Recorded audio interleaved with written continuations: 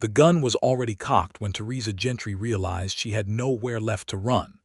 She stood in the center of Caldwell's Main Street, the dust rising around her boots like smoke, her hands trembling at her sides.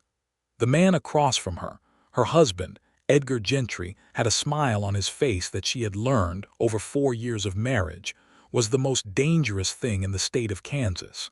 It was the smile he wore before consequences arrived. Before she paid for whatever small rebellion she had committed, whatever secret she had guarded, whatever moment of quiet dignity she had dared to claim for herself. "You think you can just walk away," Edgar said.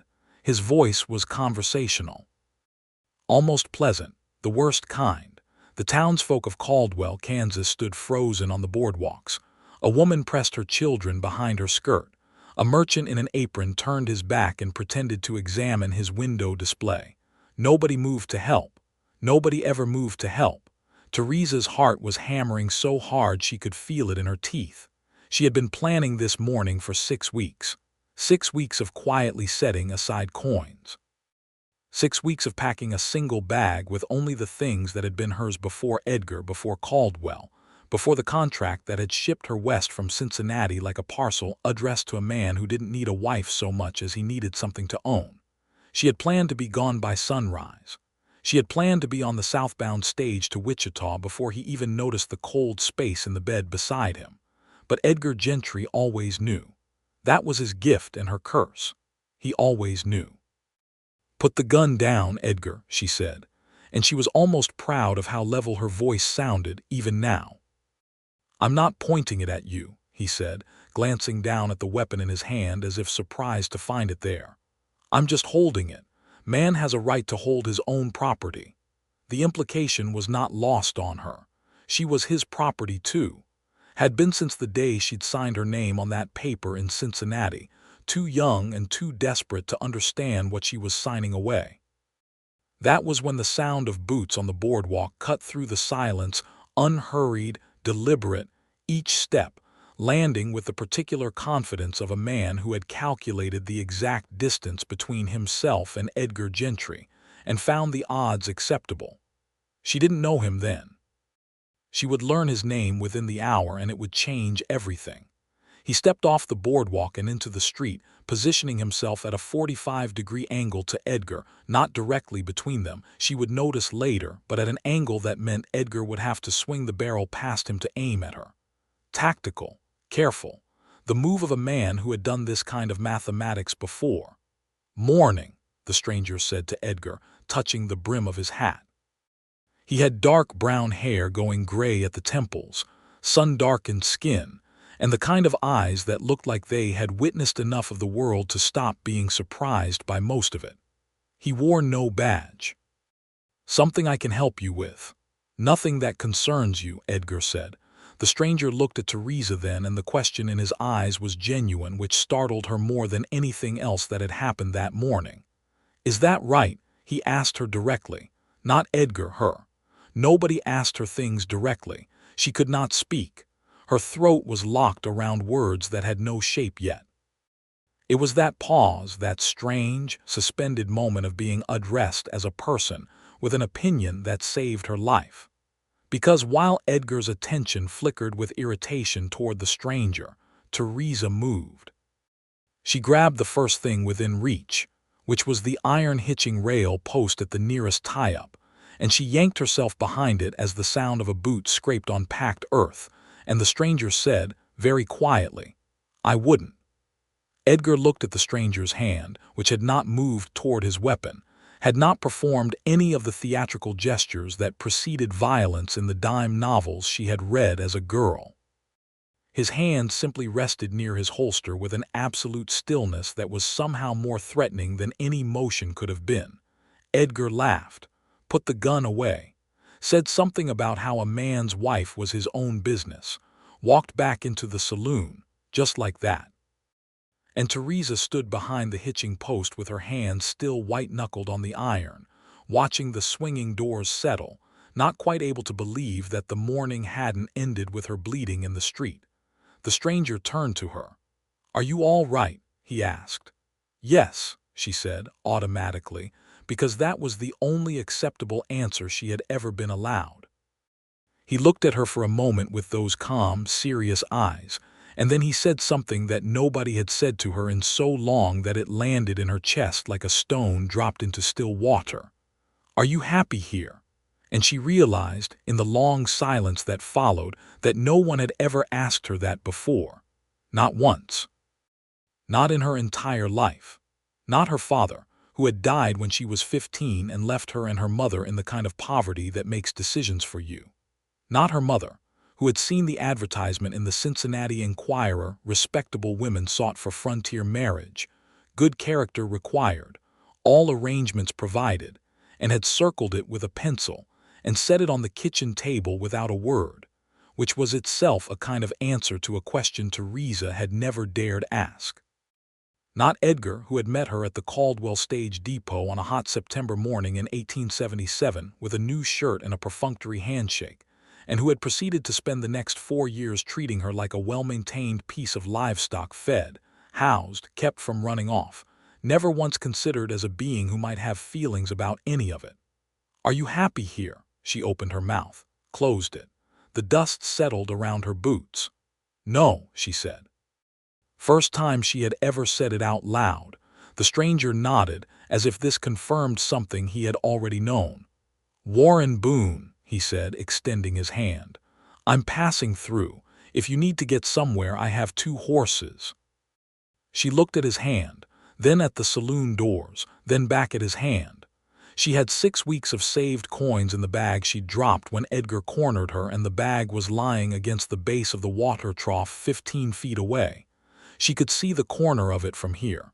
"Give me 1 minute," she said. She walked to the bag, picked it up, walked back. And that was how Theresa Gentry left Caldwell, Kansas on the 23rd of April, 1879, with a stranger named Warren Boone, on a horse she'd never sat before, riding south into a future she couldn't picture, but that already felt more like breathing than anything had in 4 years. The first hour of riding was mostly silence, and Theresa found she didn't mind it. She had lived inside noise her entire marriage. Edgar's opinions, Edgar's moods, Edgar's instructions, Edgar's silences, which were themselves a kind of noise because they always preceded something worse. This silence, the wide Kansas silence of open country and distant creek sounds and wind through buffalo grass, felt entirely different. Like the world had removed a pressure she hadn't known was physical until it lifted. Warren Boone rode with easy posture, one hand on the reins and the other resting on his thigh, eyes moving in slow arcs across the landscape the way a man moves his eyes when he has learned that attention is survival. He did not talk at her. He did not look at her with the assessing weight that men usually aimed at her, the look that measured and catalogued and assigned value. He simply rode. After the first hour, he said, "There's a town called Reno's crossing about 14 miles south. They have a hotel and a legitimate stage line to Wichita, if that's where you're headed." "I don't know where I'm headed," she said. He nodded. "Reno's crossing first, then." She looked at his profile. He was, she estimated, somewhere in his mid-30s, which put him perhaps 8 or 9 years ahead of her own 26 years.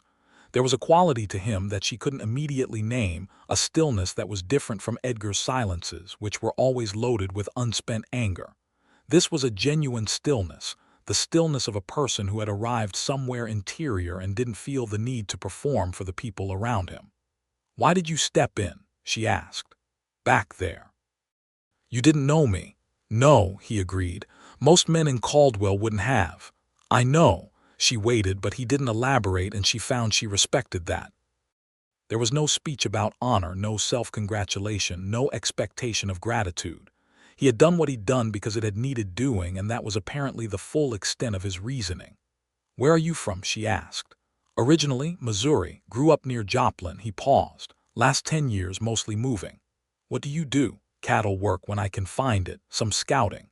Took a job last year writing surveys for the Atchison Railroad, mapping water sources."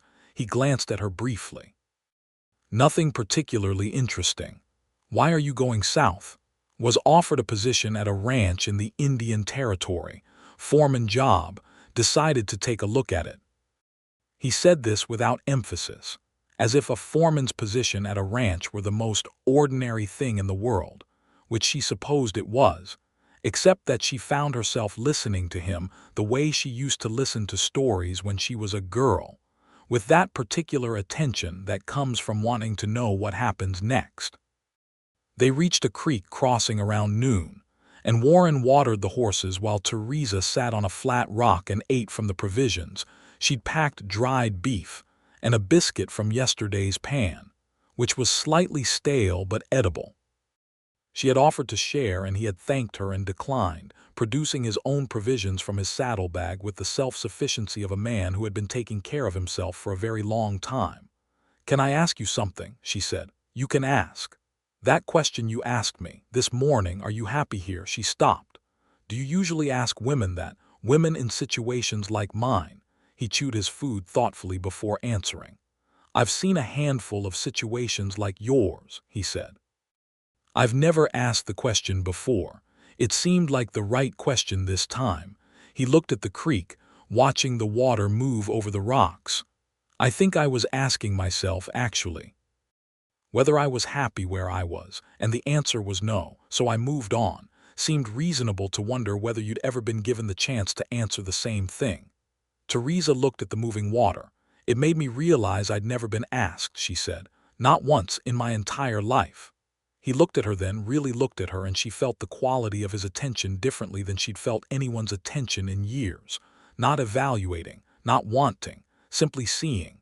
"I'm sorry," he said. "You should have been asked a lot." She laughed, which surprised her. It was a short, fractured sound, half breath and half genuine amusement, and it felt strange in her chest, like a muscle being used after a long period of stillness. They rode on after lunch, and the landscape shifted as the Kansas plains began their subtle undulation, the flat earth giving way to shallow draws and the occasional cottonwood lining a dry wash. The afternoon brought a wind from the southwest that carried the smell of rain somewhere far off, and Theresa let herself feel it on her face without guilt, which was its own small liberation. She had been thinking, as they rode, about the practical realities of her situation. She had $11.40 saved. She had no family to return to in Cincinnati. Her mother had died 2 years ago, and she'd had no siblings, no cousins close enough to count. She had no skill that translated easily into paid work, though she could cook and sew and keep accounts, which she had done for Edgar's dry goods store without credit or compensation for 4 years. She had no legal status as a separated woman that would protect her if Edgar chose to pursue her. Kansas law in 1879 was not particularly interested in whether a wife had a good reason to leave. She was, by any practical measure, in a precarious position. She was also, for the first time in 4 years, the one making the decisions, and she found this so overwhelming and so intoxicating that she could not quite separate the two feelings. Reno's Crossing appeared in the late afternoon as a smear of buildings against the tree line along a modest tributary creek, small enough to consist of only 2 main streets forming a rough cross, with a general store, a blacksmith, 2 saloons, a small white church, a rooming house, and the hotel Warren had mentioned. A 2-story frame building with a painted sign that read Henderson's Hotel and Boarding, rates reasonable. They rode in without ceremony. Nobody paid them particular attention, which Theresa found deeply relieving. She had spent the entire ride expecting to hear hoofbeats behind them, Edgar, or the men Edgar occasionally hired for things he didn't want to do himself. But the road had been empty behind them for 14 miles, and either Edgar had decided she wasn't worth the chase today, or he was planning something more careful. She was not naive enough to assume the first option. Warren saw to the horses at the livery, while Theresa went to the hotel and arranged for a room with the remaining coins she felt comfortable spending. The woman at the desk, plump, middle-aged, with the sharp eyes of someone who had run a boarding house long enough to identify trouble at first glance, asked no questions and took her money without comment. When Warren came in from the livery, she was waiting in the lobby. "I have a room," she said, Thank you for getting me this far. I'll figure out the rest from here. He looked at her steadily. The southbound stage to Wichita runs day after tomorrow, he said. You have enough to make the fare. If Wichita is where I decide to go. Fair enough, he paused. I'll be here until tomorrow at least. Stage to the Indian Territory doesn't run until Thursday. He touched his hat brim. If you want company for dinner, the hotel dining room looks reasonably clean. It was the least presumptuous invitation she had ever received. All right, she said. Dinner in the hotel dining room that evening was the first meal Theresa had eaten without tension, knotting her stomach in so long that she had to consciously remind herself to taste the food. The cook, she could hear someone working in the kitchen, had made a credible beef stew with biscuits, and there was a decent pot of coffee on the table, strong and bitter the way she liked it, which was how she had always secretly preferred it when Edgar was not around to say that ladies took their coffee weak. Warren ate with the same unhurried quality that seemed to characterize everything he did, and he told her a little about the Indian Territory ranching job, about a man named Dalton Prees who ran a cattle operation south of the Kansas line, and who had been looking for a foreman with survey experience because he was in a territorial dispute about his eastern fence line. Sounds complicated, she said. Land disputes usually are. He refilled her coffee without being asked, which was such a small thing, and yet landed with such unexpected warmth that she looked down at her cup to hide the expression on her face. He offered good wages and a small house on the property. First time in 10 years I'd have a fixed address. Is that what you want, a fixed address? He considered the question with the seriousness she was beginning to recognize as characteristic of him. He didn't perform thoughtfulness. He simply was thoughtful. I think I've been moving because it was easier than deciding where to stop, he said. That's different from not wanting to stop. He looked at her. What do you want, if you let yourself answer honestly? She turned her coffee cup in her hands. The dining room was empty except for them, and an old man in the corner who was working through a plate of food with single-minded concentration. I want to be somewhere that I chose, she said slowly. Not somewhere I was sent, not somewhere I was put. She paused. I want to make something. I used to want to run a shop, a dry goods or a millinery, something with accounts and inventory and people coming in and out. I'm good with numbers. Edgar's store turned a profit for 3 years because I kept the books, and he never told anyone that because it would have been embarrassing for him. Warren was watching her with an expression she couldn't read, but it wasn't dismissive, which was already better than what she was used to. You could do that, he said. A shop. I have $11. That's a start. She looked at him. That's an absurdly optimistic assessment of $11. Something moved in his expression that she would later understand was the beginning of a smile not fully formed yet but present, a small warmth at the corners of his eyes. You're right, he said, but you were in a worse position this morning. Day's not over. She didn't know what to say to that. She looked back down at her coffee. They talked until the old man in the corner finished his food, and the woman who ran the hotel came to clear the tables and gave them a pointed look that was not quite a request to leave, but was clearly in that direction. They talked about Missouri, where Warren had grown up the second of 5 children on a small farm that hadn't survived the years after the war. About Cincinnati, where Theresa had grown up above a tailor's shop run by her father, who had been a patient, meticulous man who taught her to keep accounts and had told her, with genuine conviction, that a woman who understood numbers would never be entirely at someone else's mercy. He had been wrong about that, as it turned out. But she had understood too late that it was the understanding that had failed, not the advice. They said good night in the hallway outside their respective doors. His room was 3 down from hers, the hotel being small enough that the hallway was short, and Theresa lay awake for a long time in the narrow bed listening to the sounds of a small frontier town settling into night, the distant piano from one of the saloons, the creak of the building in the wind, someone's horse shifting in the livery down the street.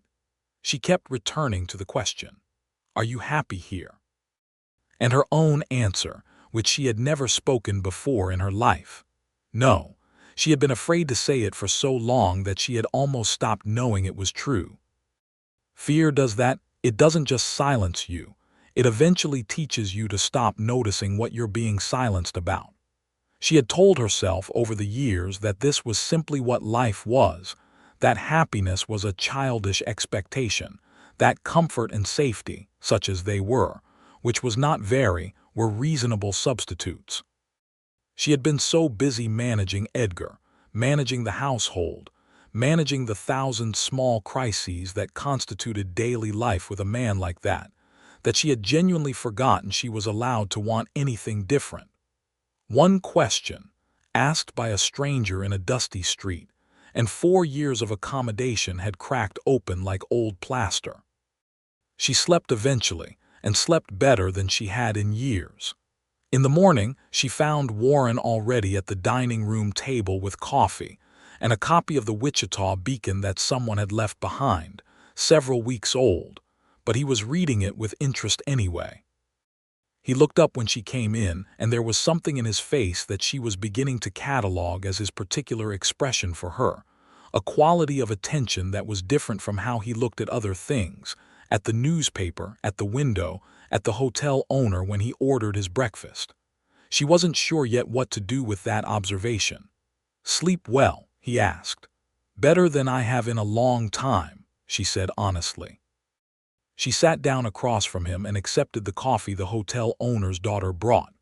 The girl was perhaps 12, serious and efficient, and she refilled Warren's cup without being asked, which made Theresa think she had found the gesture familiar with him.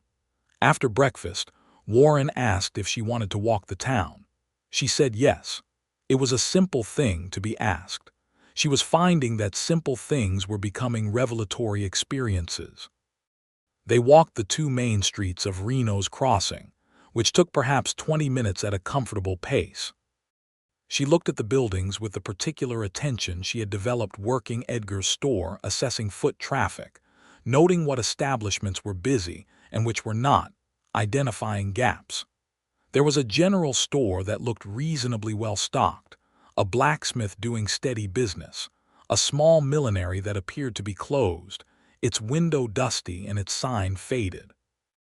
"That millinery's been empty," said an older man on the boardwalk, a fellow with a white beard and a limp that he seemed to have made his peace with.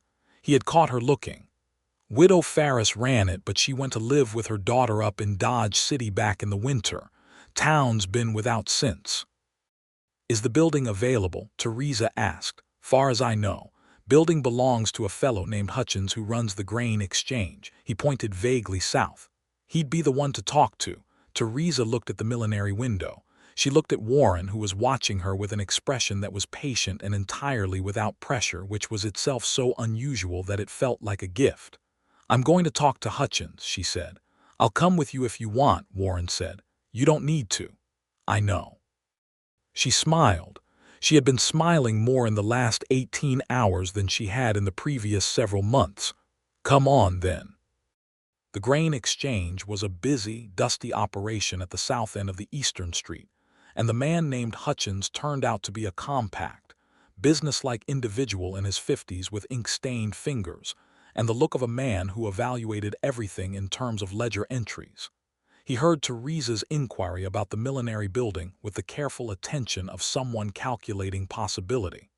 "What kind of operation were you thinking?" he asked.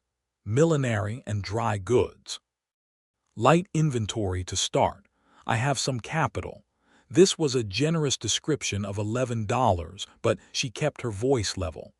"I can provide references for my accounting and business management experience." She did not specify that the references would be for work she had done without official acknowledgement, because she was not going to offer weaknesses she hadn't been asked for. Hutchins looked at her, then briefly at Warren, who was standing slightly behind her and to the right and had said nothing whatsoever, then back at her. "Rent's $4 a month," he said. "Building needs the floor swept and the window cleaned, but the structure's sound. I'd need the first month up front." $4 was more than a third of what she had. It would leave her $7.40 with which to buy initial inventory, which was genuinely not much. "I can do that," she said, because she was making this decision before she thought too hard about it. Because if she thought too hard about it, she would talk herself out of it and go and be safe somewhere else, and safe had never done her any particular good.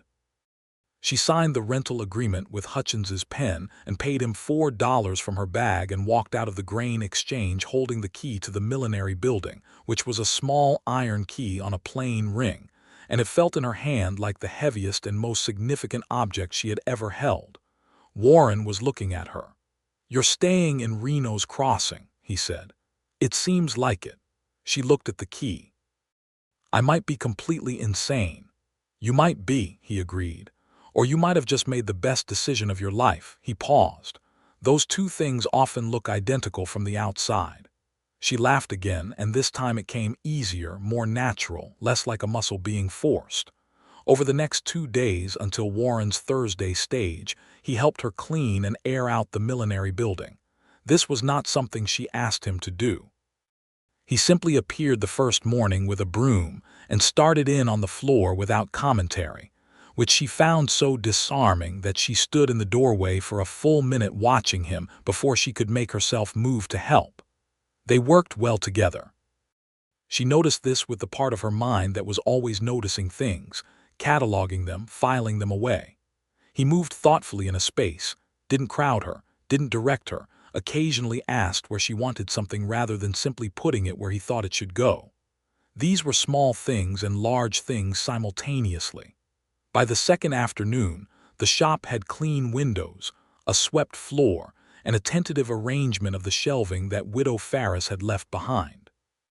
Theresa had been to the general store and spent most of her remaining capital on basic stock thread, needles, buttons, a modest selection of ribbon that she had negotiated down in price by correctly calculating that the merchant had held it too long and would not get full value elsewhere. She had $2.20 left, which was not much, but she had a signed lease and a stocked shop and a plan, which was 3 more things than she'd had 2 days ago. Warren came to the shop on Wednesday evening, his last evening in Reno's Crossing before the Thursday stage. He came without the pretext of work, simply came to the door which she had left open to the pleasant evening air and stood in the doorway with his hat in his hands. "I wanted to say goodbye before the morning," he said. "Stage leaves early." "I know." She set down the ribbon she had been arranging and turned to face him.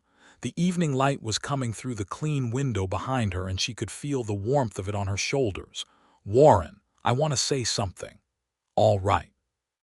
2 days ago I was standing in the middle of Caldwell's Main Street, believing that my life was essentially over. She paused, organizing the words. "Not in the sense of dying. In the sense of that it had been decided for me and the decisions were bad and there was nothing to be done about it. And then you asked me a question that I should have been asked my entire life. And I said no for the first time." She looked at him steadily. "I don't know how to thank someone for that. I don't think there are words." He was quiet for a moment. His hat turned slowly in his hands. "You did all of this," he said. "You picked up the bag, you rode south, you talked to Hutchins. You negotiated the ribbon," a trace of that almost smile again. "I asked a question, you answered it. The question mattered. Then I'm glad I asked it."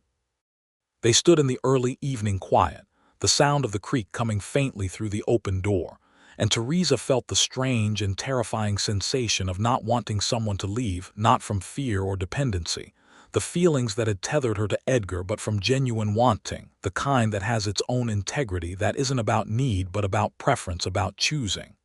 "The Indian Territory Ranch," she said. "Is it far from here?" 2 days' ride. Maybe 3, depending on the crossing. "And you'll write, if you think of it." She said this carefully, without pressure, hating how vulnerable the question was and asking it anyway. He looked at her with an expression she couldn't yet fully read, but that had warmth in it, a warmth that was different from courtesy or simple kindness. "I'll think of it," he said. He left on the Thursday stage, and she watched it go from the doorway of her shop, And then she went inside and put her hands flat on the counter and breathed slowly until the feeling in her chest settled into something workable. She opened the shop the following Monday, with a sign she had lettered herself on a piece of board from Hutchins's Lumber Supply. Gentry's Goods. Millinery, NOTIONS, accounts kept. The first customers were tentative. A woman looking for thread, a man needing buttons for a coat, the hotel owner's wife interested in ribbon. But Reno's Crossing had been without this kind of shop since winter, and word moved through a small town quickly, and by the end of the first week she had covered a third of next month's rent in sales. By the end of the second week, she was beginning to think this might actually work. She wrote to Warren at the address he had given her, the Prees Ranch, Indian Territory, via the Caldwell Post, a letter that was 3 pages long by the time she finished, which surprised her because she had intended to write only a few lines. She wrote about the shop. She wrote about Reno's Crossing, which was turning out to be a community of particular small dramas and quiet kindnesses, the way all small towns were. She wrote about a woman named Dorothea Plank, who had come into the shop on the 4th day, and stayed for an hour talking about everything except what she had come in to buy, and who was clearly lonely in a way that Theresa understood precisely, and who had left with thread and a standing invitation to come back and talk whenever she wanted. She wrote about the creek behind the town that she had discovered ran clear enough to drink from in the morning before the heat came up, and about the particular quality of the Kansas sky at dusk, which was different out here than it had been in Caldwell, less oppressive somehow, wider, as if the same sky had more room to be itself. She did not write about Edgar. She was not going to write about Edgar until she had a plan for him, because Edgar, she knew, was not finished. She was right about that. He arrived in Reno's Crossing on a Thursday morning, 6 weeks after she had left Caldwell, on a horse that looked like he'd pushed it hard, with that same conversational pleasantness on his face that she recognized immediately as the prelude to something calculated. He walked into her shop as if he owned it, which was so quintessentially Edgar that she almost wanted to laugh. "Well," he said, looking around at the shelves and the notions and the clean window, "look at what you've made." "This isn't your property, Edgar," she said. Her voice was level. She had practiced this in her head, knowing he would come. "Neither am I. We're married. I'll be speaking with a lawyer in Wichita about that." Something moved behind his eyes, a calculation she recognized. He was assessing whether she had resources she hadn't had before, whether she had allies, whether the balance of the situation had shifted enough to require a different approach. She had, over the past 6 weeks, done something very deliberate. She had made herself known in Reno's Crossing. She had extended credit to 3 families who needed it, and made sure everyone understood that she kept the accounts honestly. She had fixed the arm of Dorothea Plank's rocking chair using skills acquired from watching Edgar's store carpenter, and Dorothea had told everyone. She had calculated with clear-eyed accuracy that a woman alone on the frontier had one particular form of capital available to her beyond money, and that was the goodwill of her community, and she had invested in it deliberately. So when Edgar walked into Gentry's Goods on that Thursday morning, he was not walking into a situation where a frightened woman stood alone. He was walking into a situation where Hutchins knew her name and owed her a recent favor involving his wife's birthday gift, where the blacksmith had a standing interest in making sure she remained a customer, where Dorothea Plank, who happened to be standing in the shop at this exact moment looking at ribbon, had a husband who was not a small man. Edgar saw Dorothea, looked at Theresa, did his calculation. "We'll speak later," he said. "We won't," she said. "Anything you need to say to me, you can say to my lawyer in Wichita. His name is Thaddeus Home, and he comes highly recommended." She had looked this name up very carefully. "I'm asking you to leave my shop now, Edgar." He left. She stood behind the counter until the door closed, and then she sat down very suddenly on the stool she kept there, and pressed her hands together until they stopped shaking. Dorothea put her ribbon down and came around the counter and put her arm around Theresa's shoulders without saying anything, which was exactly the right thing to do. Edgar did not come back that day. He did not come back that week. A letter arrived, 2 weeks later, forwarded from Wichita, from lawyer Thaddeus Home, explaining in the careful language of the law that Edgar Gentry had been approached on the matter of legal separation, and had, after some discussion, agreed to proceedings, the details to be worked out over the coming months. She read the letter 3 times. Then she sat very still for a while with the particular feeling of a door closing on something she had long needed to leave behind. Warren's first letter arrived the same week as Holmes'. It was 2 pages, written in a hand that was careful and clear. She had expected cramped or rough handwriting and been wrong. He wrote about the Prees Ranch, which had turned out to be a genuine operation.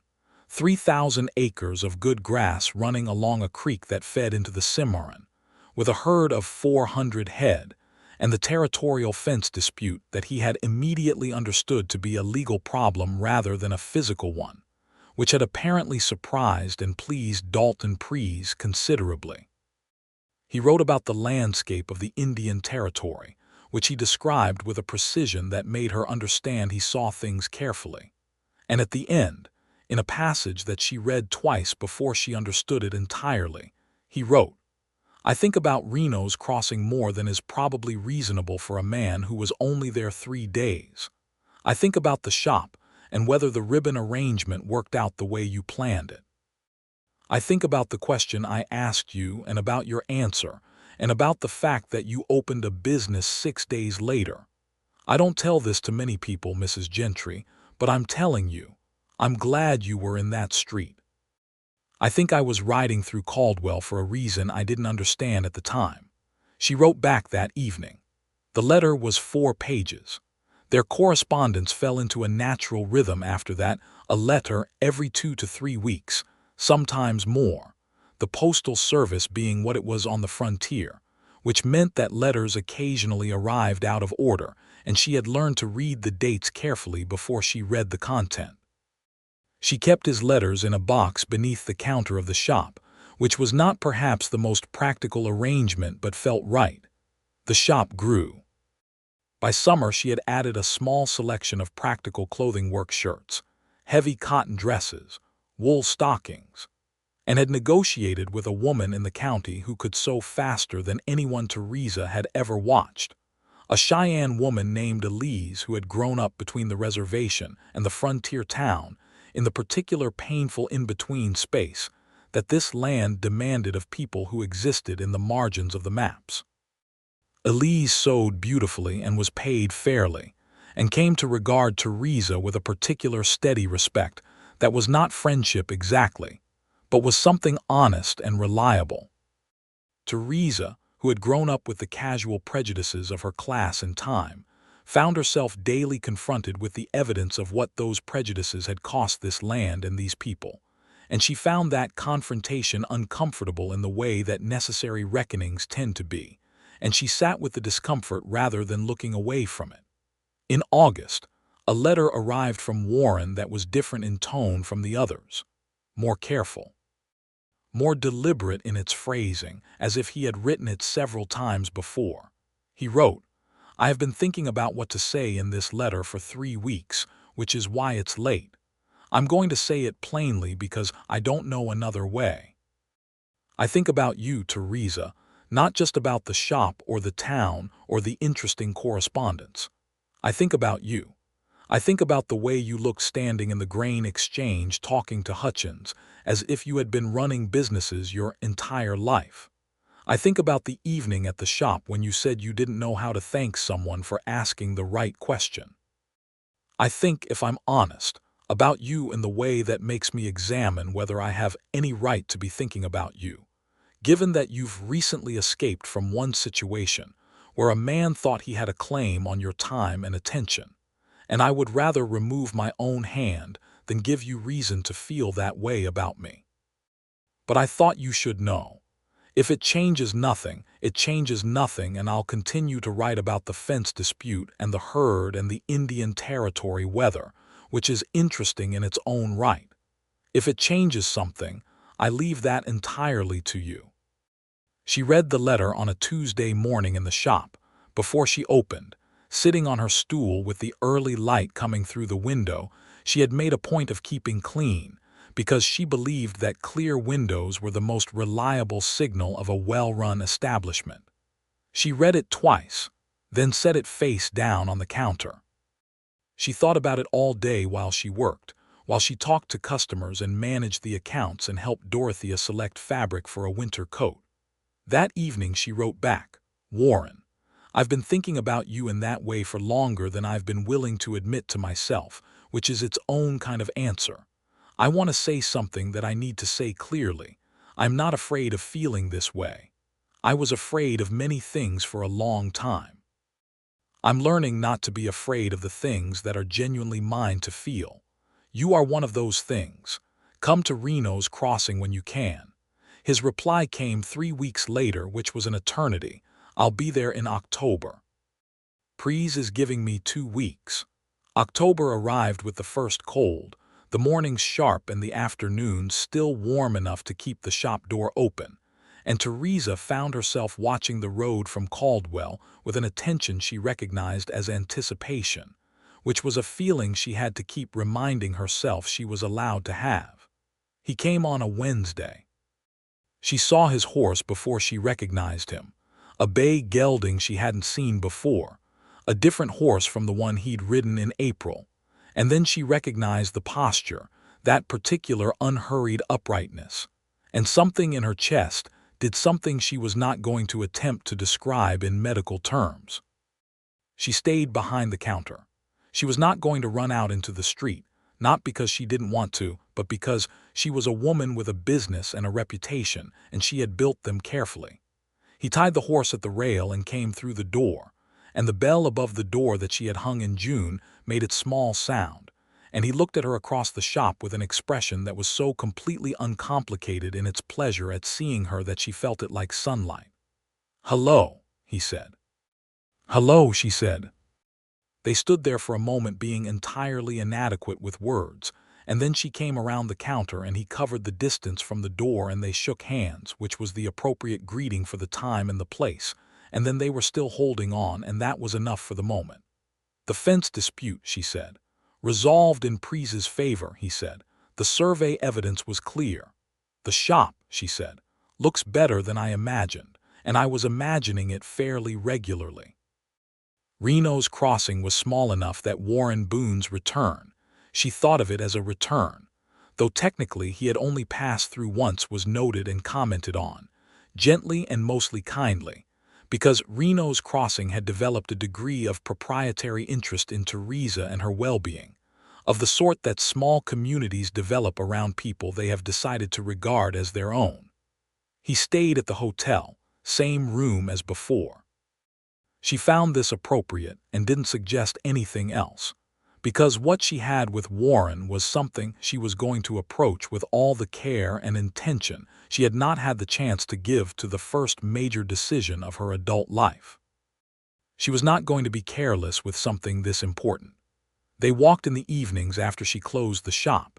They ate dinner at the hotel dining room or, when the weather was too cold for the short walk, at the small table in the back of the shop that she had set up partly for practicality, and partly because she had realized over the summer that she liked having meals in her own space.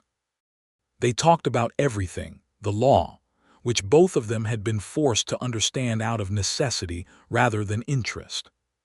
The way the frontier was changing, the railroads pushing south, the territory lines shifting, the Cheyenne and Arapaho land being whittled by treaty and violence in ways that Warren spoke of, with a directness that she found made her respect him considerably, because it would have been easier and more comfortable for a man in his position to not speak of such things at all. On the 4th evening of his visit, they were sitting on the bench outside the shop in the cold twilight, and she said, "Tell me about your dark past, Warren Boone," half joking and half serious, because she had begun to sense in the careful spaces of his conversation that there were things he hadn't said yet. He was quiet for a moment. "I was married before," he said. "Her name was Caroline. We were married in 1868. She died in 1872. Fever." He paused. "We had a daughter who didn't survive childhood. She died the year before Caroline. That was the hardest year of my life." She reached over and put her hand on his without thinking about it. He looked down at their joined hands, and then he turned his hand over and held hers. "I started moving after that," he said. "It was easier to move than to be still in a place where everything reminded me of them." "I know about that," she said quietly. "The trapped feeling in a place that has too much of something in it." "You've been moving too," he said. "Even before you physically left." She thought about that. "Yes," she said. "I think I moved somewhere inside myself a long time ago, somewhere Edgar couldn't reach."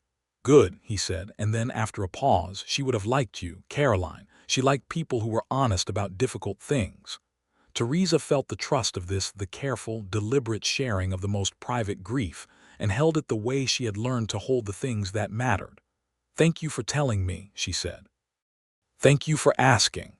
He was only in Reno's Crossing for 2 weeks, and they spent them with a kind of concentrated attention to each other that neither had to name out loud. He helped her renegotiate her winter supply order with the general store merchant, because he understood freight costs in a way she didn't yet, and they worked through the numbers together at the backroom table, and it was, she reflected, one of the most purely comfortable hours she had ever spent with another person. He fixed the hinge on the shop door that had been sticking since September. He taught her, on a slow Saturday afternoon, the particular not used to picket horses that she had been doing incorrectly since April, and she showed him the account system she had developed for the shop, which he examined with genuine attention and called elegant, which was the most accurate compliment she had ever received. On the last evening, they sat by the stove in the back of the shop after the day was done, and the silence was the comfortable kind, the kind that has no empty spaces in it. "I don't want to go back," he said. "I know," she said. "The foreman position is a good one. Pries is a fair man. But the Indian Territory is 2 days from here, and I've spent 10 years moving, and I'd like to stop." She looked at the stove. "What would stopping look like?" He was quiet for a long moment. When he spoke, his voice was careful and direct in equal measure. The way she had come to understand was simply how he communicated the things that mattered most. "I'd like to ask you something properly," he said. "Not in a hurry, and not with any expectation attached to it. I know where you've come from, and I know what it would mean for you to make this kind of decision, and I want you to know that I would never, that I am the opposite of a man who would ever make you feel that your answer was anything other than entirely your own to give." She turned to look at him. "Ask me then," she said. He met her eyes. "Theresa, would you consider marrying me? Not for arrangement or necessity, for real." She thought about it. Not the practical considerations. She had been thinking about those for weeks with the accounting part of her mind, and the arithmetic was clear enough. She thought about what it meant, what she was choosing when she chose it. She thought about the first moment he had looked at her and asked her a question that addressed her as a person. She thought about the letters which she kept in a box under the counter and had read so many times that some of them were soft at the folds. She thought about his hands, which were the hands of a man who worked carefully and treated objects and people as if they deserved attention. "Yes," she said, "on one condition." "Name it." "We stay in Reno's Crossing. I built something here and I'm not leaving it. If you want to stop moving, stop here." He didn't hesitate. "I'll write to Pries tomorrow. He'll need time to find another foreman, but I'll give him a fair notice." She nodded. And then, because she was not going to be the kind of woman who waited for someone else to initiate the moments that mattered to her, she leaned forward and kissed him, once, carefully, with all the intention she had learned to put into the things she chose. He went very still for a moment, and then he kissed her back, and there was nothing dramatic about it, no sweep or grandeur. It was 2 people who had each been alone for a long time finding, with some considerable relief, that they did not have to be any more. He wrote to Pries that week before he rode back south. Pries was, as Warren had assessed, a fair man. He replied within 2 weeks, thanked Warren for the notice, and said he'd find a foreman by spring, which gave Warren until March to finish his responsibilities at the ranch and close out his position cleanly. The legal separation from Edgar was finalized in December. Thaddeus' home in Wichita handling the paperwork with efficiency and minimal drama. Edgar had stopped contesting it. She didn't know why exactly, and she didn't particularly need to know. He had his store in Caldwell, and whatever calculations had persuaded him that pursuit was not in his interest, and that was enough. She spent the winter building the shop, running the accounts, corresponding with Warren, and thinking about what she wanted her life to look like, which was a practice she was still relatively new at but improving. Dorothea Plank became genuinely her friend, the kind of friendship that forms in the particular crucible of mutual recognition. Two women who had each, in their different circumstances, spent long years defined by their relationship to someone else, who were in the various stages of remembering who they were independently. They had tea together on Sunday afternoons and talked honestly about difficult things, which was Theresa's favorite kind of conversation. Elise, her seamstress, came by the shop twice a week, and their working relationship deepened into something that, while different from the friendship with Dorothea, was its own form of trust. Elise brought patterns from her own traditions, geometric forms and structural approaches that were different from the European styles that dominated the shop's offerings, and Theresa added them to the inventory because they were beautiful, and because people bought them, and because it was simply the correct thing to do. Not everything needed a more complicated justification than that. Warren arrived back in Reno's Crossing in the middle of March, 1880, with his belongings in 2 saddlebags and a trunk on the stage behind him, and the bay gelding from October tied to the stage's rear. He had sent a letter ahead saying he was coming, and she had met the stage with a careful casualness that she understood was not very casual at all. He stepped off the stage and looked at her standing on the boardwalk and said, "I'm here." "I see that," she said. "I'm not moving again." "Good," she said. They were married in the white church at the end of Reno's Crossing's Eastern Street on the last Saturday of March, 1880. The ceremony was conducted by the minister who served both Reno's Crossing and 2 neighboring communities on a rotating schedule.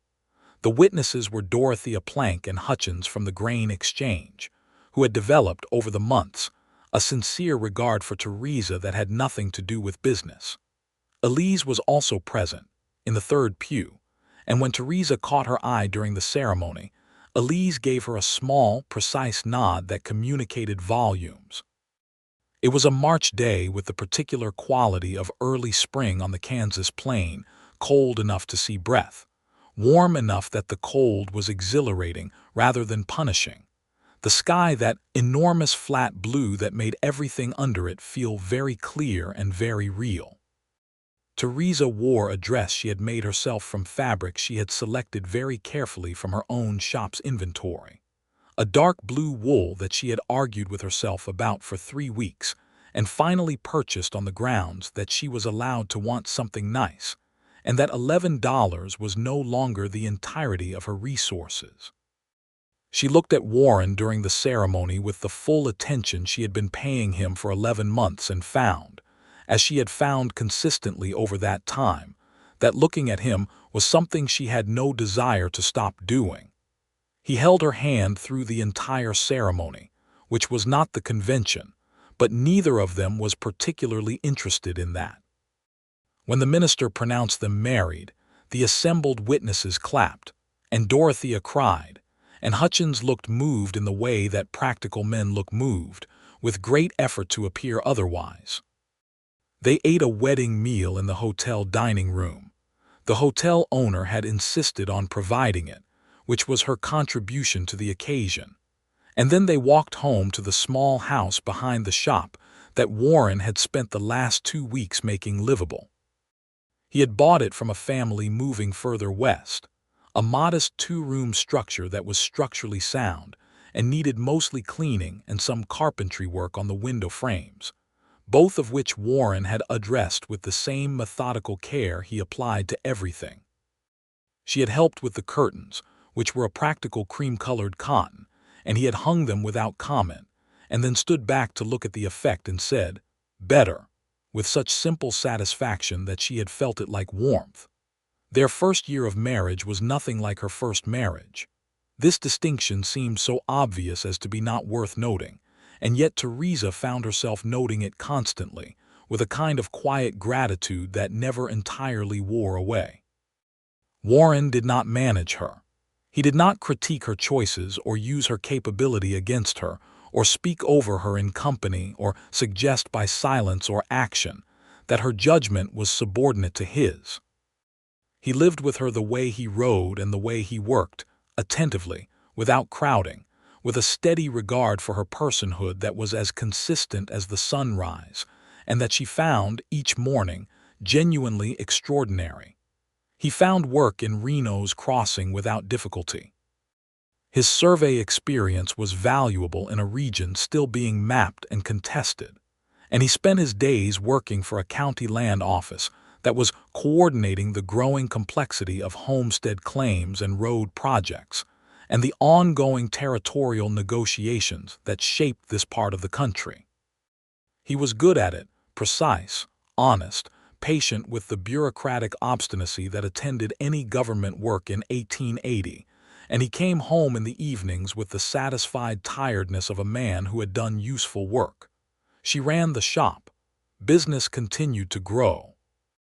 By the end of their first year, she had expanded the inventory twice, hired a young woman named Hattie Marsh to help on busy days, and opened a small account service for businesses in town that didn't have the time or inclination to manage their own books. A service she charged for modestly, and that was immediately popular, because small frontier businesses always needed bookkeeping and usually couldn't afford a dedicated accountant. She was happy. She recognized it not as a dramatic sensation, but as a baseline quality of each day, a groundedness, a sense of being in the right place doing the right things with the right person. She recognized it partly because she had such a clear memory of what its absence felt like, which was itself a form of education she could not have acquired any other way. Warren was, she discovered over the months and years, a man of surprising depths. He read widely, ordering books by post that arrived 6 weeks after ordering, and that he worked through with methodical pleasure. He had strong opinions about practical ethics that he expressed with characteristic directness, and that she enjoyed arguing with, not because she often disagreed, but because the arguments were so generative. They clarified her own thinking in ways that simple agreement never could. He cooked Sunday breakfast always, without discussion, because he had noticed in the first weeks of their marriage that Sunday morning was when the accounts from the shop's weekly transactions needed her attention, and he had simply arranged his behavior around her need without making an occasion of it. He was funny, which had taken her longer to discover because his humor was dry and quiet and easy to miss if you weren't paying attention. She had found it one evening in the second month of their marriage when he had made an observation about the grain exchange merchant's new hat that was so precisely, wickedly accurate that she had laughed until she was unsteady, and then felt the realization that she could be unsteady with someone, could be helplessly laughing and entirely unguarded, and it was safe. In the spring of 1881, she discovered she was pregnant. She sat with this knowledge for 2 days before she told him, not from fear but from the particular desire to have those 2 days with the knowledge to herself first, to locate herself inside it before she shared it. She had learned, over 2 years of reclaiming herself, that this was a thing she was allowed, to process her own experiences before performing them for others. She told him on a Wednesday evening, at the kitchen table directly, because she was a direct person with the man she trusted. He was quiet for a long moment after she told him. His face did something complex and private that she recognized as the movement of deep feeling through a person who had lost a child before and knew what that meant. "How are you feeling?" he asked. "Terrified," she said honestly, "and glad." He reached across the table and took her hand. "Me too," he said, "both of those things." They talked for a long time that evening, about Caroline and his daughter, about loss and hope, about what it meant to want something you'd lost the certainty of. It was the kind of conversation that excavates the deep rooms of a person and leaves them both exhausted and closer than they were before. She had a healthy pregnancy, which she was careful not to take for granted, knowing what she knew about the realities of childbirth on the frontier and everywhere. She continued to run the shop until 2 weeks before her time, because she was capable of running the shop and intended to do so, and the customers were by this point so accustomed to seeing Theresa Gentry, now Boone, though she kept the shop name as Gentry's Goods because the name was known, and the name was hers, managing her establishment in all conditions, that they seemed to find her continued presence in the late months of pregnancy entirely unremarkable. Hattie Marsh ran the shop admirably when Theresa finally stepped back, and Dorothea was there for the labor, and Warren was there too, which was not conventional but which was, they had both decided, what they wanted. Their son was born on a November morning in 1881, loud and vigorous and entirely himself from the first moment. They named him James, which had been Warren's father's name, and Robert, which had been Theresa's father's name. James Robert Boone entered the world and immediately informed it that he had opinions, which Theresa found endearing, and which Warren found so deeply funny that he kept laughing at inappropriate moments throughout the first week, which was the closest she had seen him come to being entirely undone. James was followed 3 years later by a daughter they named Clara, who was the opposite of her brother, temperamentally calm, observant, deeply interested in the world from a very early age, the kind of child who sits quietly in corners and misses nothing. She had Warren's eyes and Theresa's accounting ability, which manifested early in a remarkable facility with numbers that Theresa found deeply satisfying to observe. The shop continued to grow. By 1883, Theresa had renegotiated the lease on the millinery building to include the adjacent space, nearly doubling the floor area, and had formalized the account service as a separate business operation under the name T. Boone Accounts, which she ran from a small office in the back. She had become, in the years since arriving in Reno's Crossing with $11 and a key on a plain ring, one of the primary commercial figures in the town, which was growing steadily with the railroad's approach and the accompanying population influx that transformation always brought. She navigated the growth carefully, the way she navigated everything, with attention and intention, looking for the risks behind the opportunities, maintaining the community relationships that had been the foundation before the financial structure. She continued paying Elise fairly and continued stocking the geometric patterns and traditional work that Elise created, and when a buyer from Wichita tried to pressure her into dropping that portion of the inventory as not what customers want, she declined, with the particular calm of a woman who understood exactly what leverage she held in a negotiation.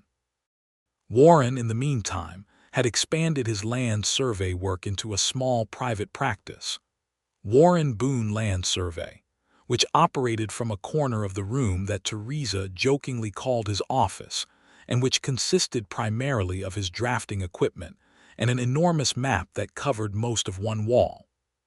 He was respected in the county for precision and honesty, which in land survey were more valuable than almost any other qualities, and he worked at the steady pace of a man who knew his own capacity and did not exceed it from ego or financial pressure. He came home at the end of each working day and walked through the shop if she hadn't already closed it, and the particular quality of his attention when he walked through, checking the accounts on the counter, noting what was low, asking how the day had gone with genuine interest, was still, years later, capable of stopping her briefly in whatever she was doing. She had thought before Warren that being asked a question was simple, that all questions were the same act. She understood now that the quality of attention behind the question was everything. On an autumn evening in 1884, 5 years, to the month, after their marriage, Theresa was closing the shop, and Warren was sitting at the back table looking at something on the map on the wall, and James was 3 years old and chasing Clara, who was 6 months, was asleep in the house behind the shop, and the light was doing the particular gold thing it did at this time of year, pouring through the clean window at an angle that made the whole room amber and warm. Warren looked up from the map. "Theresa," he said. She was tallying the week's sales. "Are you happy here?" She stopped writing, set down the pen, looked at him. He was watching her with those serious, warm eyes, and there was something in his expression, a quiet checking in, a genuine asking, the same quality of real inquiry that the question had always had from him. He asked it, she had come to understand, not rhetorically and not as a test. He asked it because he wanted to know, and because he would act on the answer, whatever it was. She thought about it. Not for long, because the answer was not complicated, but long enough to give it the respect it deserved. The shop around her. The account she had built from $11. The community that had chosen her as much as she had chosen it. Clara asleep in the house. James, who would come in for dinner in an hour in his usual state of chaotic enthusiasm for the world. The man across the table who had asked her a question 5 years ago in a dusty street, and then had simply waited without pressure for her to answer. "Yes," she said. First time she'd said it out loud. He smiled, the full smile, the one she had learned to wait for, the one that went all the way to his eyes and stayed there. "Good," he said, and went back to his map. She picked up the pen and went back to her accounts, and the amber light held them both, and outside Reno's crossing went about its evening business, and the life she had built with her own hands, her own mind, and the help of one good man who had known to ask the right question, continued, steadily and warmly, to be hers. The spring of 1885 brought a fourth member to their family without much advance announcement. Theresa had suspected for several weeks, and confirmed it with the quiet confidence of a woman who had been through this twice and knew her own body. She told Warren on a Sunday morning when he was cooking breakfast, walking into the kitchen and saying simply, "We're having another one." He put down the skillet and turned around and looked at her, and then he crossed the kitchen and put his arms around her in the uncomplicated way of a man who understood what the people he loved needed and provided it without ceremony. "When?" he asked. "October, I think. We'll need to expand the house. Or you can finally build the study you've been drawing plans for since 1882. He laughed. "Both." He began the house expansion that summer, working on weekends with a neighbor and a carpenter he hired from a family that had arrived in Reno's crossing the previous year, the Hensley family, who were part of the steady stream of homesteaders pressing into the territory. Warren had helped Jeremiah Hensley survey his claim the previous autumn, and Jeremiah now returned the labor favor with cheerful competence. James, who was 3 years old and determined to be involved in everything, provided more enthusiasm than assistance, but Warren included him anyway, showing him which boards went where and letting him hand up nails with an earnestness that made Theresa stop in whatever she was doing to watch them, which she did several times a week for the entire summer, with the particular full-chested feeling of a woman who has arrived somewhere she once could not imagine. The third child, another son, was born in October 1885 as predicted, equally vigorous in his initial opinions about the world. They named him Thomas William Thomas for no particular reason except that it suited him immediately, which Warren said was reason enough, and William because Theresa had been close to Hutchins, whose given name was William, and who had died the previous winter of a heart ailment at the age of 63, and who had, in his businesslike and unsentimental way, been one of the first people in Reno's crossing to treat her as a capable equal from the very beginning, which she had never forgotten. Baby Thomas was, from his first weeks, clearly Clara's project. Clara, now nearly 2, regarded her new brother with the focused proprietary attention of a scientist examining a particularly interesting specimen, and the management she began to exercise over his early existence was so methodical that Theresa and Warren exchanged a look more than once, that expressed without words their shared suspicion that Clara Boone was going to be a formidable person. Hattie Marsh, who had been helping in the shop since 1881, had married in 1883 and had her own child now. A small daughter who occasionally came to the shop on slow mornings and sat behind the counter with Theresa in a companionable arrangement that Theresa found one of the pleasanter features of her working days. She had given Hattie more responsibility as the years went on, which suited them both. Theresa could direct her attention to the accounts business, which had grown to serve 14 establishments in Reno's Crossing and 4 in neighboring communities. And Hattie managed the shop floor with the natural ability of a person who genuinely liked people, which Theresa respected, while also knowing it was a facility she did not herself possess in the same degree. She was good with people. She was honest and direct, and she followed through on commitments, which earned a durable kind of trust. But Hattie had warmth in the room that Theresa had to work for, and she had stopped being bothered by this distinction, which itself felt like growth. Elise's work in the shop had expanded as well. By 1885, a portion of the inventory that was most consistently popular with customers was Elise's work, and Theresa had formalized the arrangement into a genuine partnership of sorts.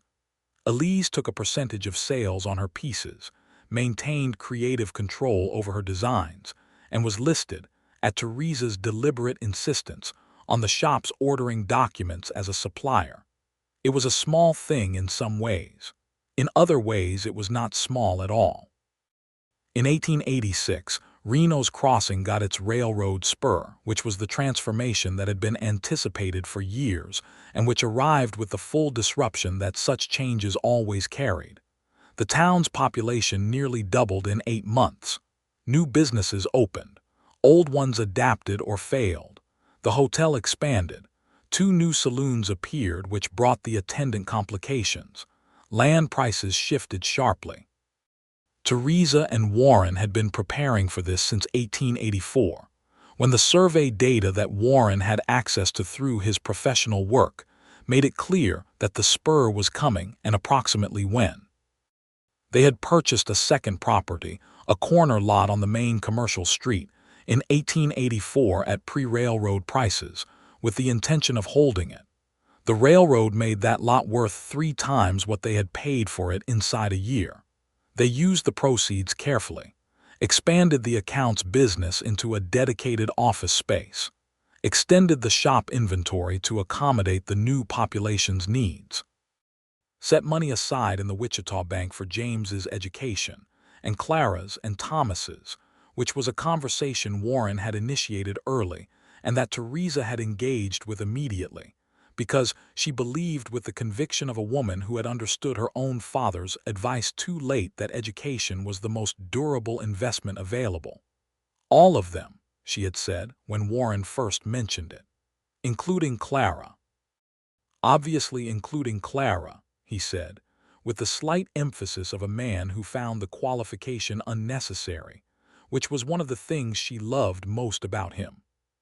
She caught herself thinking that sentence with an ease that still surprised her slightly even after years. I love him. Simple, uncomplicated, true in the way that the best truths are, not dramatic, not dependent on circumstances, just accurate. There had been a night, early in their marriage, when she had woken in the dark and lain still for a moment, in the way one does between sleep and waking when the world reassembles itself, and had understood that the feeling in her chest was not anxiety, which had been so constant for so many years that she had come to confuse it with simple consciousness. The feeling was contentment.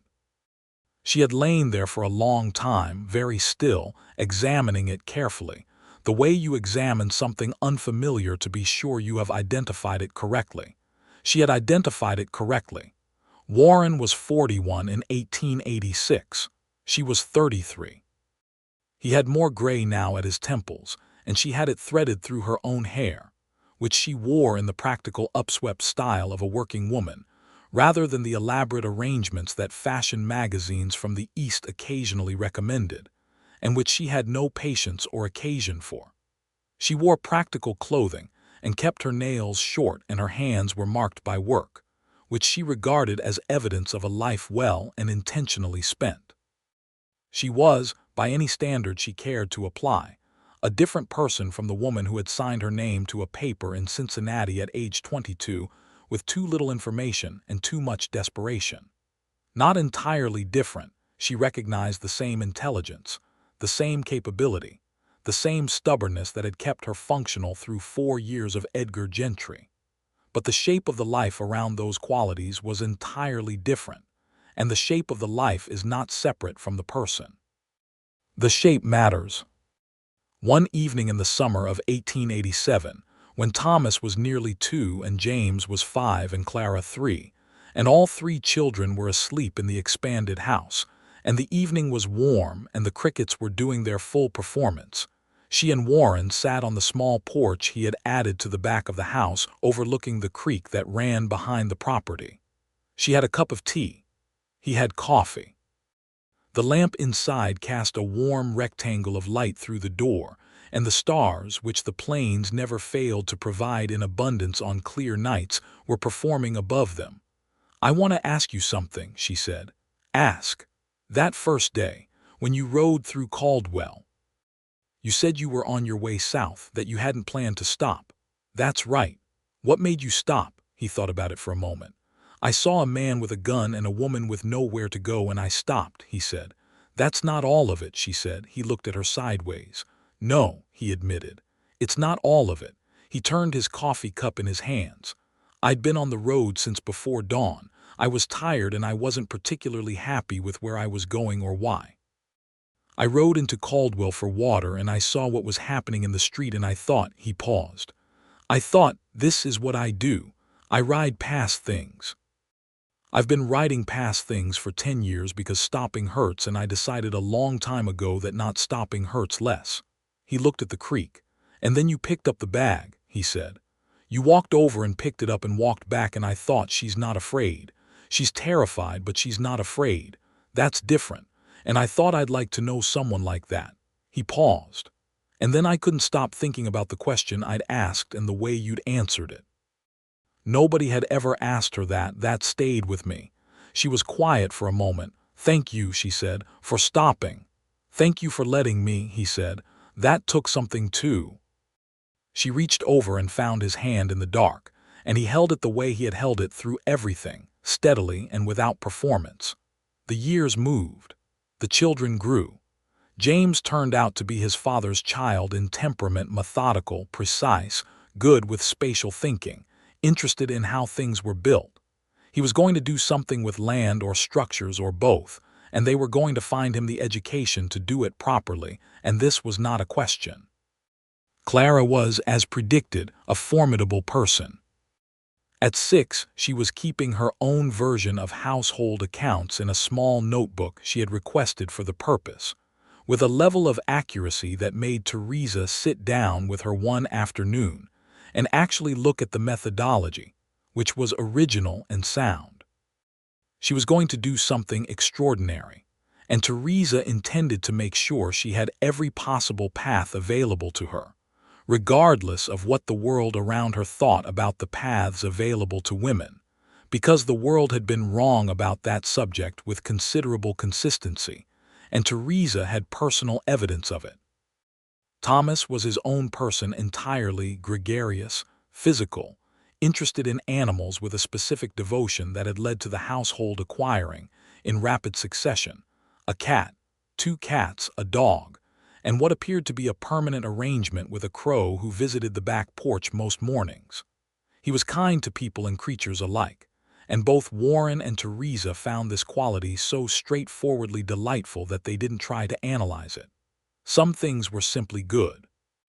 In 1888, Theresa received a letter from Thaddeus' home in Wichita.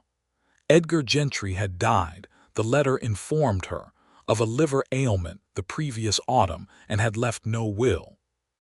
The estate, what there was of it, the dry goods store having apparently declined in the years since she had left, would be settled through the territory courts. Home was informing her as a matter of legal courtesy, the letter being formal and careful in the way of legal correspondence, offering no opinion. She read the letter at the back table of the shop, alone, on a Tuesday morning. She sat with it for a while. She had no complex feelings about Edgar's death, which she thought she might have expected to feel guilty about and didn't. What she felt was a kind of very quiet release, the last thread of something that had been finished for years finally being officially closed. She folded the letter, put it in the bottom of the correspondence box, and went back to work. She told Warren that evening. He listened, nodded, and asked if she was all right.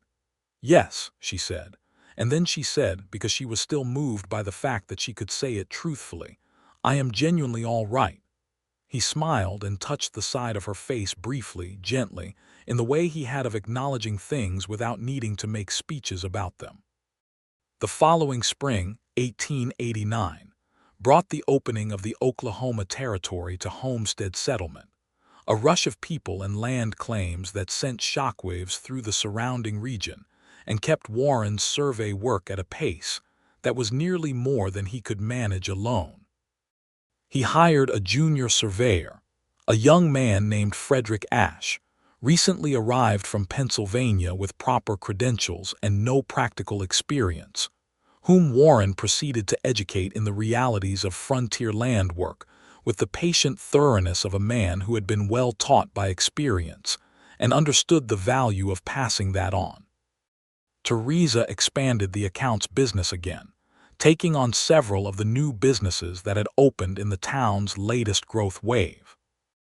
Reno's Crossing was no longer quite the small town she had arrived at 10 years prior.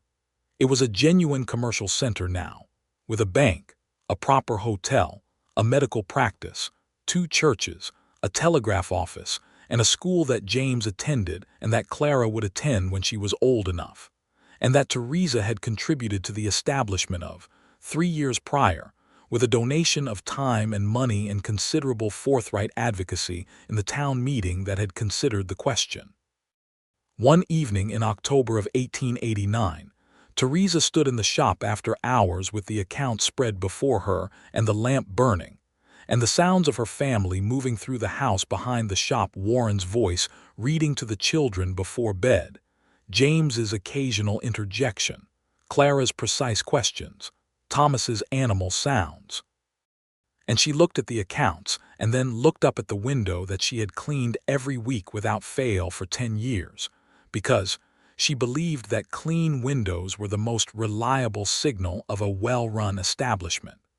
She thought about the woman who had stood in the main street of Caldwell with nowhere to go, about the bag she had picked up from the base of the water trough, about the key on the plain ring that had felt so heavy.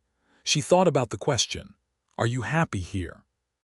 And the answer that had been no, once in a dusty street, and had been yes for so many years now that the yes had become the air she breathed in this town, this shop, this life, this particular house behind this particular shop, where the lamp burned in the window and her family's voices made the sounds of an ordinary evening that was itself a small, complete miracle. She turned the lamp down, put on her coat, and walked through to the house. Warren was in the kitchen, the children already in bed, moving around quietly and efficiently in the way of a man who had made peace with domesticity and found it good. He looked up when she came in. "Good day," he asked. "Very good," she said.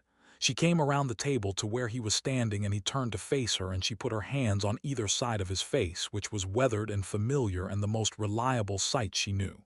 "What?" he said with that slight smile. "Nothing," she said. "I just wanted to look at you." He put his hands over hers. "Theresa," he said. "Warren," she said. And they stood like that in the kitchen light, in the ordinary, extraordinary evening, in the life she had chosen and built and kept and was still, every day, choosing again.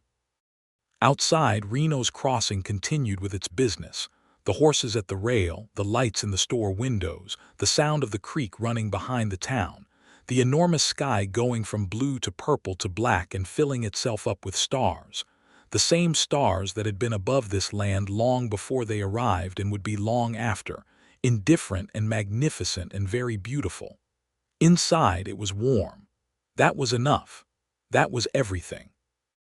In the years that followed, the last years of the 1880s fading into the 1890s, the frontier closing in the way of things that have always been coming, Reno's Crossing became more itself, which is what good towns do when they survive long enough.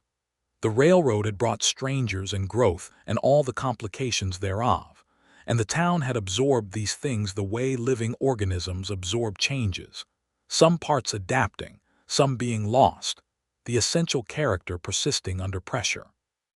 James Boone, at 15, was already helping his father with survey work in the summers, his facility with drafting equipment suggesting a path so clearly that no one needed to argue for it. He was going to go to school in Wichita first, and then somewhere further east if the finances allowed, and Warren and Theresa had been building toward that possibility for 8 years. Clara, at 13, had the shop's account books organized in a system that was more efficient than the one Theresa had developed originally, and she had done this on her own initiative and presented it to her mother with the matter-of-fact confidence of a person who has solved a problem and sees no reason not to say so.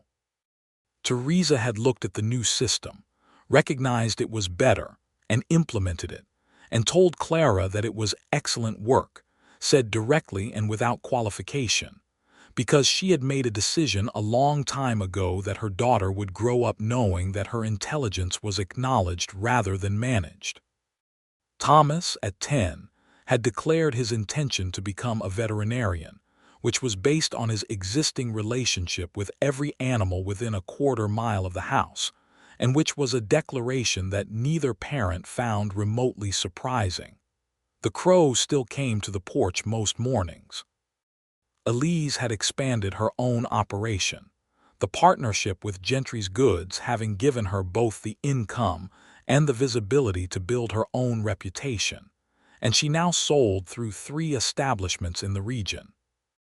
She and Theresa met monthly over tea to review their arrangement and talk about business, and occasionally about other things, and the trust between them had become one of the durable things that Theresa valued most without often saying so, which was something Elise understood without needing to be told. Dorothea Plank was, as she had always been, Theresa's closest friend, the companion of Sunday afternoons and honest conversation. Her husband had died in 1886, and Theresa had been there through that grief with the attention of someone who understood loss and did not try to replace it with optimism, which was all anyone can really offer. Dorothea had found her way through it, as people do when they have the support they need, and had emerged into a quiet independence that suited her, and she and Theresa continued their Sunday teas with the ease of 2 women who have long since said everything important to each other and now talk from that foundation. On the evening of their 15th anniversary, March 1895, Warren came home from the land office with a bottle of wine that had come in on the Wichita freight, an extravagance he had clearly planned some time in advance, and which he produced from his coat with the expression of a man who has been keeping something quiet and is pleased to finally produce it. The children were elsewhere. James had a school event. Clara had gone with Dorothea to some activity at the church. Thomas was, as usual, outside with a collection of animals. They had the kitchen to themselves. Warren opened the wine with the careful deliberation he applied to unfamiliar procedures. She set out 2 glasses. They sat across the table from each other in the lamplight. He raised his glass. 15 years, he said. 15 years, she agreed. They drank. The wine was decent, which was an achievement for the frontier supply chain. She looked at him across the table. He was 48 now, the gray fully through his hair, the lines on his face deeper than they had been, and he was still the most consistently compelling presence in any room she had ever been in with him. This had not changed. She did not expect it to. "I want to tell you something," she said. He looked at her with attention. "The life I have," she said, "is the one I would have chosen if someone had asked me what I wanted when I was young. Before I knew it was possible, I want you to know that. I know you know it in general, but I want you to know it specifically tonight." She paused. "I am happy here. I have been happy here for a long time, and a great deal of that is because of you." He was quiet for a moment in the way she knew well, the processing of something that mattered. "The question I asked you in Caldwell," he said. "I've thought about that a lot. whether the answer would have been the same if someone else had asked it. It would have been yes either way. The word was already there. But I wouldn't have said it if you hadn't asked. She looked at him steadily. You made me say the thing out loud that I already knew. That changed what happened next. That changed everything. He reached across the table and covered her hand with his. You changed everything, he said. I was riding past my whole life. You gave me a reason to stop. She turned her hand over and held his as she had been holding it in one form or another for 15 years. The lamp burned. The wine was decent. Outside, somewhere, Thomas was talking to an animal in the patient, serious tone he had always used, as if the animal's opinion deserved full consideration, which Theresa thought it probably did. She was 38 years old. She ran a business that she had built from $11 and a question asked on a dusty street. She had 3 children who were going to be, each in their own way, remarkable people. She had a husband who asked her things directly and listened to her answers, and had been asking her things directly and listening to her answers for 15 years and would, she knew with the certainty of the deeply familiar, continue to do so for as long as they were both here. She had been asked once whether she was happy. The answer she had given then was no, and it had been the truest thing she had ever said. The answer she gave now and every day now was yes, and that was the truest thing she had ever said. Both truths had been necessary. The first had opened the door. The second was what she had walked through. She poured them both more wine. Warren raised his glass again. "Torino's Crossing," he said. "Torino's Crossing," she agreed. The lamp held its warmth. The stars were out. The creek ran behind the town as it always had, attending to its own purposes, reliable and unhurried. The children would be home before long, James with news of his school, Clara with whatever she had been thinking about all evening, Thomas with reports from the animal kingdom. The shop would open tomorrow. The accounts would balance. The spring would bring whatever it brought, and they would meet it with the full and capable attention that she had been building toward for 17 years, from Cincinnati to Caldwell, to a dusty road, to a question asked by a stranger who had known, somehow, that it needed asking. She had never been asked before. She was asked every day now, and the answer was always, always yes.